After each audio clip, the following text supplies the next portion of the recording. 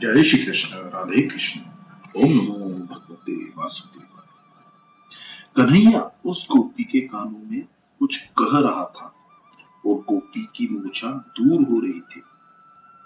एक वृद्धा ने यह देखा तो उसको दाल में कुछ काला नजर आया।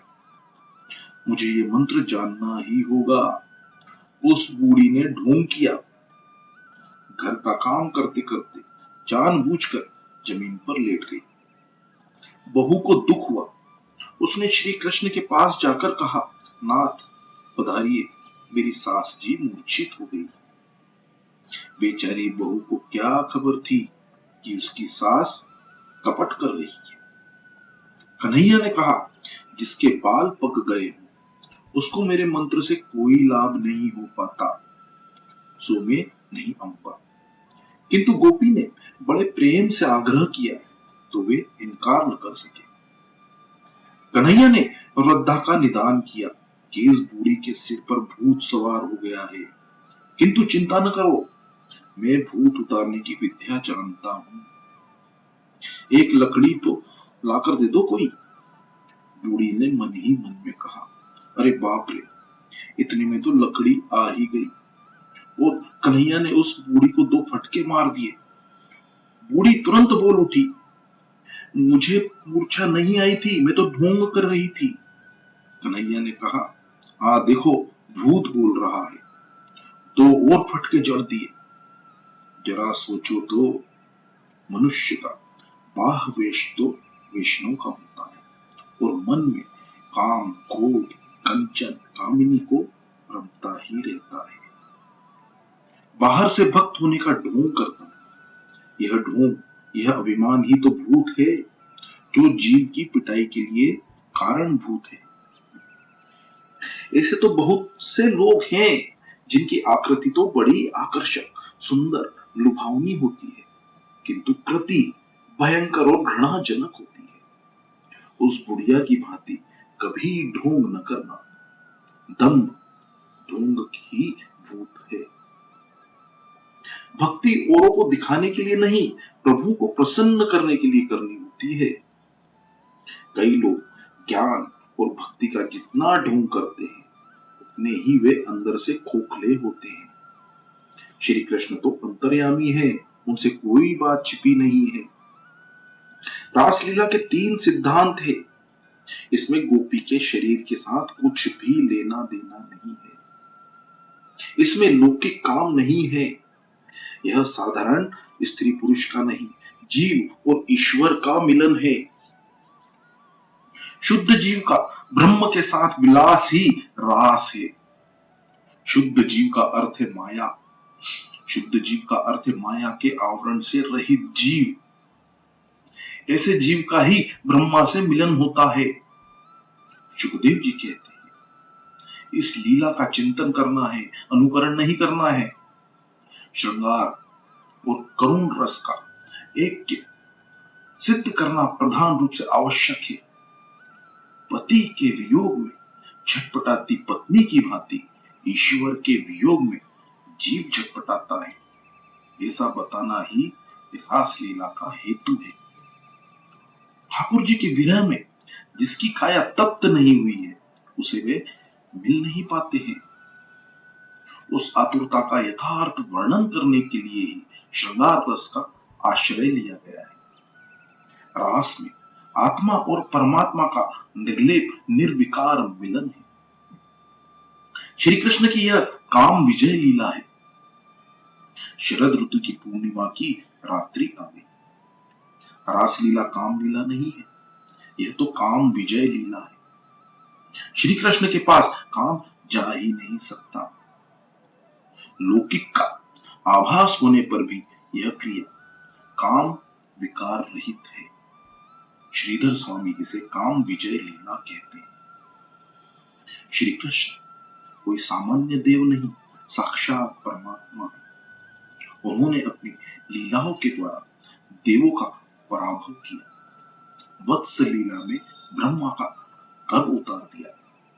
ब्रह्मा से उन्होंने कहा, आप पंच महाभूत के सहारे जगत का निर्माण करते हैं, मैं संकल्प मात्र से जगत का सृजन करता हूं। भगवान को सृष्टि की रचना करने के लिए किसी भी वस्तु की आवश्यकता नहीं है।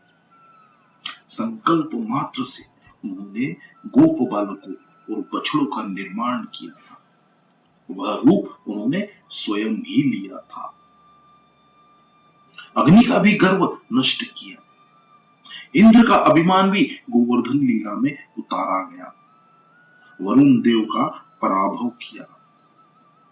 ब्रह्म आदि देवों की पराजय हुई तो कंदर्प कामदेव का अभिमान जाग उठा कि अब तो मैं ही सबसे बड़ा देव हूं।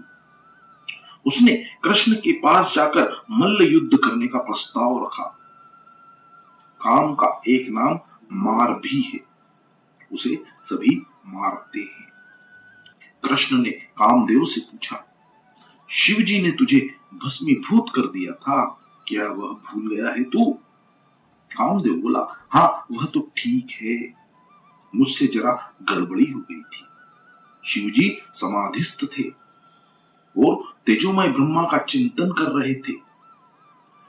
उस समय में उनसे लड़ने गया तो मैं जल गया, यह कोई विशेष बात नहीं है। श्री कृष्ण बोले, राम अवतार में भी तो तू हार गया था। कामदेव बोला, आपने उस अवतार में मर्यादा का अतिशय पालन करके मुझे हराया था। उस अवतार में आप एक पत्नी व्रत का पालन करते थे, सो मैं हार गया था। जीव यदि मर्यादा का पालन करे तो काम को साधारण जीव भी मार सकता है। मर्यादा पुरुषोत्तम राम किसी पराई स्त्री की ओर कभी दृष्टि तक नहीं रखते थे। वे हमेशा धनुष्वाण से सज्जित रहते थे। फिर वे चाहे दंडकारण्य में हो, चाहे सीता जी के पास हो, चाहे सुवर्ण सिंहासन पर विराजमान। धनुष ज्ञान का स्वरूप है और बाण विवेक का स्वरूप है। ज्ञान और विवेक से हमेशा सज्जित रहना, अन्यथा काम रावण सिर पर चढ़ जाएगा। श्री कृष्ण तो बोले, तो अब तेरी इच्छा क्या है? कामदेव ने कहा, आप इस कृष्ण अवतार में तो किसी भी मर्यादा का पालन करते ही नहीं है और वृंदावन की युवतियों के साथ विहार किया करते हैं। मैं चाहता हूं कि आप पर तीर चलाऊं। यदि आप निर्विकारी होंगे तो विजय आपकी होगी और कामाधीन होंगे तो मेरी विजय होगी। आप निर्विकारी रहेंगे तो आपको ईश्वर मानूंगा और कामाधीन हो गए तो मैं ईश्वर बन जाऊंगा। कृष्ण अवतार में श्री कृष्ण पुष्टि पुरुषोत्तम है। भगवान ने राम अवतार में शरीर से तो क्या मन से भी किसी का भी स्पर्श नहीं किया था। मानसिक स्पर्श भी वे नहीं करते थे। कामदेव ने श्री कृष्ण से कहा, मर्यादा का पालन तो साधारण जीव के लिए है, ईश्वर के लिए नहीं। शरद पूर्णिमा की रात्रि में आप युवतियों के साथ विहार कीजिएगा। उस समय में वाण चलाऊंगा, जो जीतेगा वह ईश्वर कहलाएगा। कामदेव ने सोचा था कि कृष्ण को हराना बड़ा आसान है, क्योंकि वे सारा दिन गोपियों के साथ मुक्त सहचर करते रहते हैं। श्री कृष्ण बोले, तेरी यही इच्छा है तो वैसा ही होगा। रासलीला के मंगलाचरण में श्रीधर स्वामी ने कहा, ब्रह्म आदि देवों का पराभव हुआ तो कामदेव को गर्व हुआ और वह भगवान से युद्ध करने के हेतु आया। भगवान ने उसको हरा दिया। वह रासलीला काम के पराभव के हेतु भी है। श्री कृष्ण विहार तो गोपियों के साथ कर रहे थे, किंतु उनका मन तो निर्विकारी ही था। वन में किसी वृक्ष के नीचे एकांत में समाधिस्थ होना, संयम का पालन करना, काम को हराना कोई विशिष्ट बात नहीं है, किंतु श्री कृष्ण ने तो अनगिनत सुंदरियों के साथ रहकर काम का पराभव किया। काम ने धनुष्वाण फेंक दिए और श्री कृष्ण की शरण ली। इसी से श्री कृष्ण का एक नाम मदन मोहन है। श्री कृष्ण तो योग योगेश्वर हैं। काम ने प्राय सभी को हरा दिया था, सो उसका गर्विष्ठ होना साहजिक था। रासलीला में भगवान ने उसके गर्व का भी नाश कर दिया। देवी भागवत में व्यास जी कहते हैं कि एक बार वे भी कामाधीन हुए थे। पाराशर ने 60,000 वर्ष तक तपश्चर्या की। वे एक बार यमुना पार कर रहे थे, तब नाव खेती हुई मल्लाह कन्या मत्स्यगंधा का सौंदर्य देखकर वे मोहित हो गए थे। उन्होंने उस कन्या का हाथ थामा। उस कन्या ने कहा, कहां आप जैसे पवित्र ब्राह्मण और कहां मैं शूद्र मल्लाह कन्या। किंतु काम कभी जाति देखता भी है क्या? ऋषि ने कामेच्छा व्यक्त की। मत्स्यगंधा ने कहा, यह दिवस का समय है, सो हमें सभी लोग देख लेंगे। दिवस में ऐसा कर्म निषिद्ध है। तो पाराशर ने अपने तपोबल से अंधकार का बादल रच के सूर्य को आवृत करके चारों ओर अंधकार फैला दिया। पाराशर ऋषि सूर्य को तो ढक सकते थे, किंतु अपने काम को न रोक सके। काम को जीतना बड़ा दुष्कर कार्य है। जो काम के अधीन होकर उसकी मार खाता है वह साधारण जीव है। जो काम को मार कर उसको स्व अधीन करता है वह ईश्वर है। इस रास लीला का चिंतन करने से काम वासना नष्ट होती है। इस लीला में जीव और ईश्वर के मिलन का निरूपण है। यह मिलन उच्च कक्षा का है। प्रेम का आरंभ द्वैत से होता है और अंत अद्वैत से होता है। श्री महाप्रभु जी कहते हैं, रासलीला तो भागवत का फल है। जीव और ईश्वर का मिलन ही वह फल है। भागवत का उद्देश्य है ईश्वर का जीवन दिखाना तथा उनकी प्राप्ति करना। रासलीला में सुखदेव जी ने किसी भी गोपी का नाम न बताकर काश्चित, कन्या, अपरा आदि शब्दों का प्रयोग किया है। इसी कारण से तो श्रीधर स्वामी कहते हैं, जीव मात्र को प्रभु का आह्वान है। वे सभी को वंशी बजाकर पुकारते हैं, बुलाते हैं। वे ही सबके सच्चे स्वामी हैं। श्रीधर स्वामी कहते हैं, रासलीला के 5 अध्याय पंच प्राणों के सूचक प्रतीत है। पंच प्राणों का ईश्वर के साथ रमण ही रास है। रास पंचाध्यायी काम विजय के लिए है। जो शस्त्र से घायल नहीं हो पाता, वैसा योद्धा भी काम के पुष्पबाण से घायल हो जाता है। जो काम को मार सकता है, वह काल को भी मार सकता है। काम विजय के हेतु बहुत से महात्मा केवल चावल और दूध का आहार करके रात्रि के दूसरे प्रहर में रासलीला का पाठ और चिंतन करते हैं। वे मन ही मन कल्पना करते हैं कि वे वृंदावन में हैं। रास मंडली के मध्य में राधा कृष्ण है।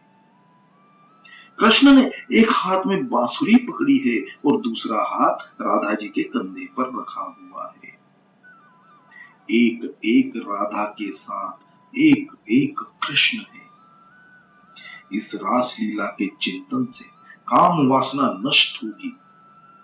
काम विशेषतः रात्रि के दूसरे प्रहर में अधिक सताता है।